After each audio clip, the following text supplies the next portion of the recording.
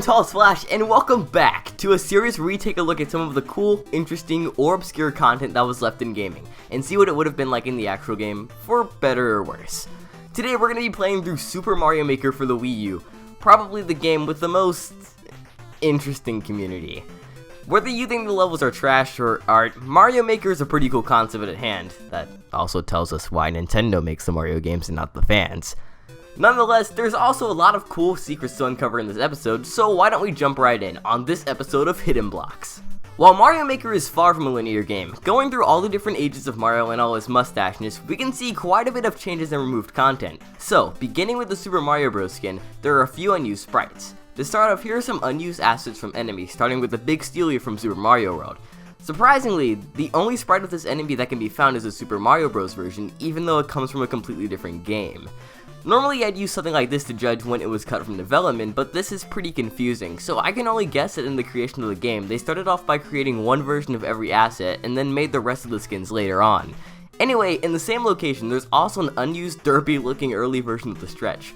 What's weird about these guys is that they still have the Mario versions for when the big mushroom is used, except there are these weird green guidelines still present, so I'm guessing these were placeholders. In my opinion though, I think they fit the original Mario style better than the ones that went used, but yeah, that's probably just me. In this same location, there's also an unused tier for the clown car. This has pretty much no significance, but speaking of the clown car itself, there's a really cool looking and detailed Mario version of the car in the game's data, even with a bunch of different faces included. Another weird unused Mario-fied object left out is this version of an underground Goomba. This Goomba, strangely, has a much pointier mustache and is also recolored in the manner of the original underground Goombas from the first Mario game, which is odd because the Goombas in Mario Maker aren't even recolored in the first place. This could suggest that earlier in development, the Goombas in Mario Maker could have all been recolored. Moving on to the next game in Mario Maker, Mario 3, a lot of altered Mario sprites exist in the game's data.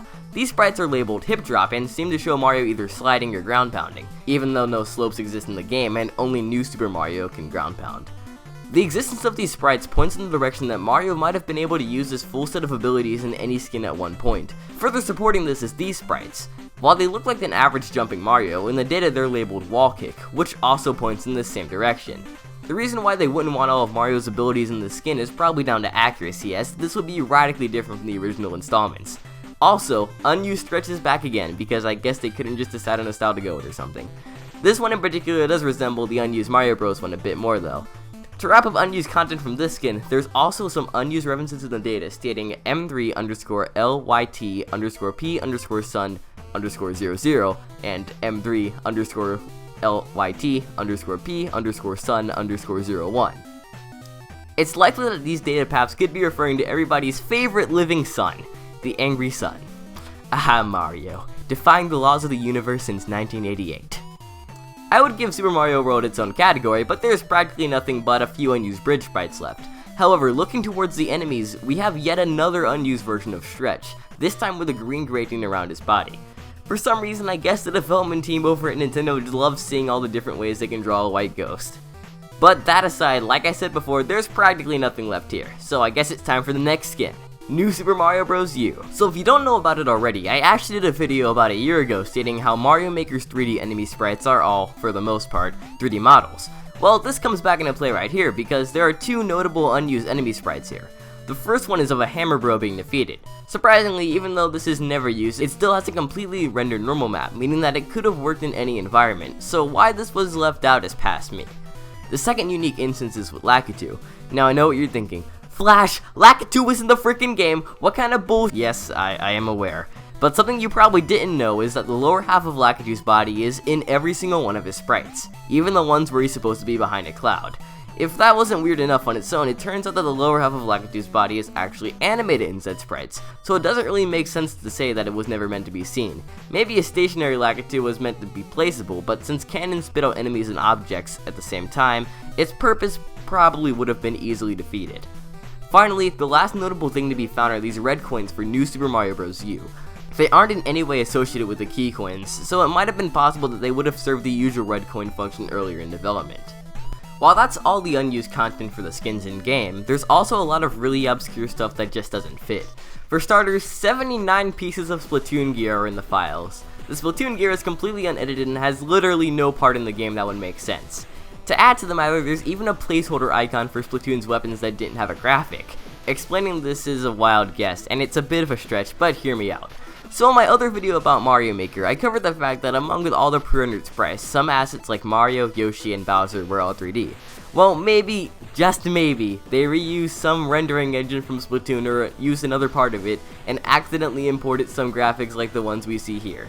Like I said, this is heavy speculation, and I have literally no evidence to prove this, so if anybody can find a better explanation or give me a more accurate reason, I'd love to hear it in the comment section below. In all honesty, they could have just been placeholders like this unused image of Nikki from SwapNote that can be found in the game's data. In the files, there's also an unused HUD using a different style of graphics that is notably from the E3 demo, back when the game was just called Mario Maker. And speaking of this, while not left in the game, there were also several other changes to the game's HUD, like the text on the play button, different pointer and eraser sprites, as well as pixelated versions of all the used graphics on the bottom screen. I guess somewhere along the line they decided to ditch the retro aesthetic and go with something a bit more modern. I don't blame them, but I do have to say the retro aesthetic still looks pretty cool to me. The HUD would go through one more change as seen right here for the Game Awards version. Just a bit of different text and icons, but it still looks way closer to the final version than the E3 demo. Finally, I'll be going through all the unused costumes left in the game. Sadly, there aren't any sprites of these left, but we still do have their names and can imagine what they look like. So in no particular order, the cut costumes were Golden Red Tree, Mario US, Muncher, Tetris, and the Windows logo. I don't know about you guys, but one of these does not fit. And that's Mario US. And that's because it has actual sounds left in with it, which, as you can guess, are directly imported from Mario US, otherwise known as Super Mario 2, otherwise known as Doki Doki Panic. I'll go ahead and play them all now.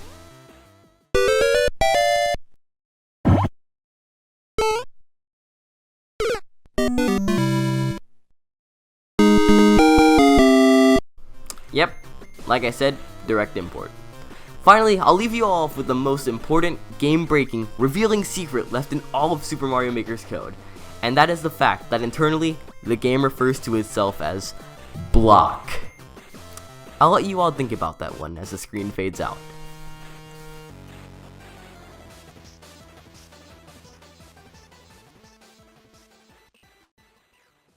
And that is all of the lost content in Super Mario Maker. That's all for today, guys. I hope you enjoyed this video, and if you did, be sure to drop a like down below or leave a comment telling me what you want to see next. And as always, if you're new and want to see more, don't forget to smash that squishy red subscribe button for new uploads every couple of weeks. Thank you all so much for watching, and until next time, I'll be back in a flash.